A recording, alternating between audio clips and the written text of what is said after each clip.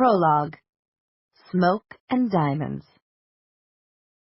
The formidable glass and steel structure rose from its position on Front Street like a glittering needle threading the sky.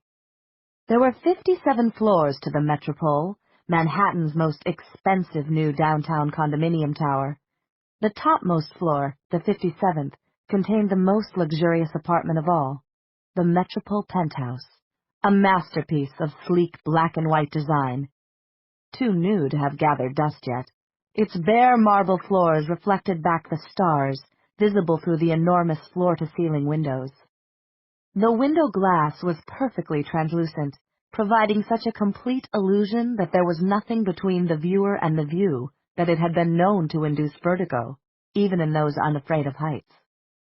Far below ran the silver ribbon of the East River, braceleted by shining bridges, flecked by boats as small as fly specks, splitting the shining banks of light that were Manhattan and Brooklyn on either side. On a clear night, the illuminated Statue of Liberty was just visible to the south. But there was fog tonight, and Liberty Island was hidden behind a white bank of mist. However spectacular the view, the man standing in front of the window didn't look particularly impressed by it. There was a frown on his narrow, ascetic face as he turned away from the glass and strode across the floor, the heels of his boots echoing against the marble floor. "Aren't you ready yet?" he demanded, raking a hand through his salt-white hair. "We've been here nearly an hour." The boy kneeling on the floor looked up at him, nervous and petulant. "It's the marble. It's more solid than I thought. It's making it hard to draw the pentagram." "So skip the pentagram." Up close, it was easier to see that despite his white hair, the man wasn't old. His hard face was severe but unlined, his eyes clear and steady. The boy swallowed hard, and the membranous black wings protruding from his narrow shoulder blades — he had cut slits in the back of his denim jacket to accommodate them — flapped nervously. "The pentagram is a necessary part of any demon-raising ritual.